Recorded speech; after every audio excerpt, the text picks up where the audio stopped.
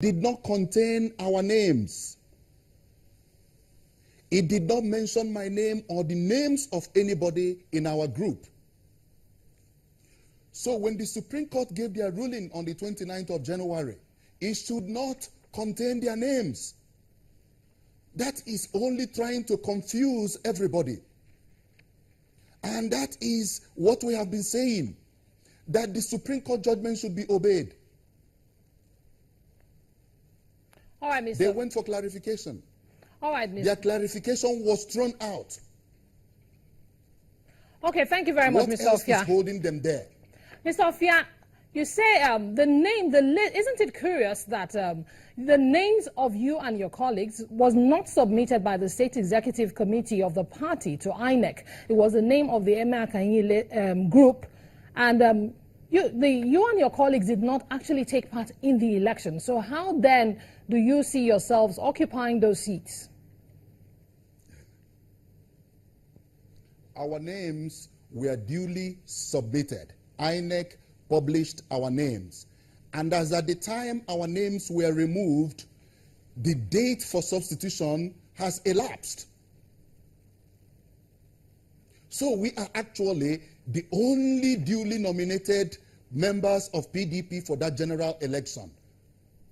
Another interesting thing actually is that the Supreme Court judgment disqualified the purported caretaker committee or ad hoc committee set up by the Emir Kanyi group, and there were actually no names mentioned. So those who actually occupy those seats seem to be sitting there validly.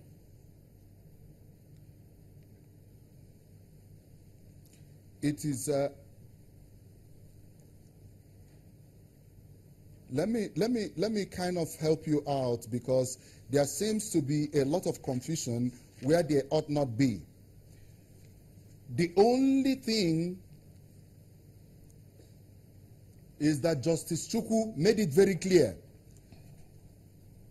that the first defendant, I am reading Justice Chukwu's order, that the first defendant, agents and privies are hereby restrained from forwarding, sending or substitute primaries conducted by the caretaker or ad hoc committees set up by the defendant or by the People's Democratic Party. Okay, it's so no matter who brought in their name, the question you ask yourself, who was the chairman of PDP? But isn't it interesting that INEC approached the Supreme Court for clarification on the judgment, and the Supreme Court actually threw out that suit that was filed by the electoral body, and INEC is yet to comment. What happens if INEC decides to retain status quo? Yes, I agree with you. It is rather interesting. It is rather interesting. They approached the Supreme Court. The Supreme Court threw it out and told them that their judgment is not ambiguous, that it is clear. Let me take you a step further. Let me take you to what the presiding judge said about that interpretation.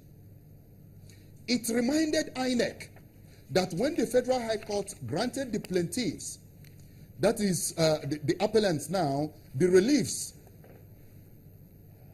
the second respondent did not seek interpretation of the judgment before the court.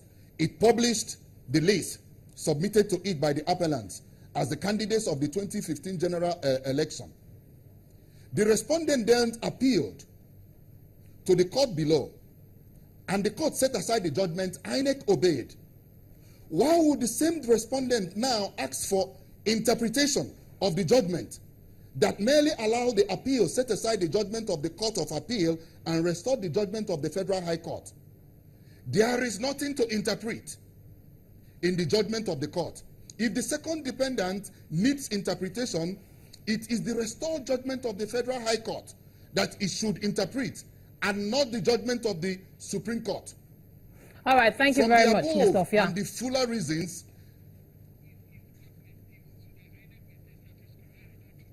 All right, Mr. Ofia, What will your group do if INEC decides to retain the status quo?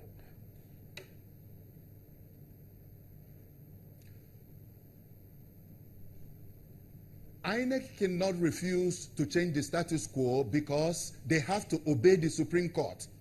There has to be an end to litigation. The Supreme Court have stated and clearly ordered that the judgment of the Federal High Court has to be followed. This country will resort to anarchy if INEC continues in this culture of bias against the judgment of the Supreme Court. The allegation is that INEC is holding brief for the other side. But you should not hold brief for anybody. You should basically follow the Constitution of the Federal Republic of Nigeria. And the Supreme Court is the final court. That is the end of it. They cannot. They must have to issue that certificate of return, and that is what we are waiting for. And the whole of the country, Nigerians and our constituents, are waiting for that certificate of return to allow us to walk into the National Assembly and do the job which our people elected us to do. All right, thank you very much, Mr. Ofia. We wish you and your colleagues the very best in your pursuit. We'll take a moment, and when we return, we'll move over to the zoning by the PDP southwest of the presidency and the national chairmanship to the north. Join us again. The group that's claimed that they are the candidate of PDP actually were never candidates of PDP. They're a group of people that organize themselves through the state ESCO, as led by Ogrebego. But we all know that the National Executive Committee of the party sent in a complete panel that conducted primary for the party, which the national chairman and the national secretary rightly submitted lists of candidates to INEC. And what we are saying is that those putting up a claim or trying to use a court judgment that never really reflected what they are claiming, because they left the substance of the matter. They've gotten up to Supreme Court, and Supreme Court only restated that the Ejike Ogrebego remains the party chairman until set aside by another of the court, because the matter is still subsisting in Oka, Federal High Court. So, and it was a ruling that emanated from Port Harcourt by Justice Ngajiwa.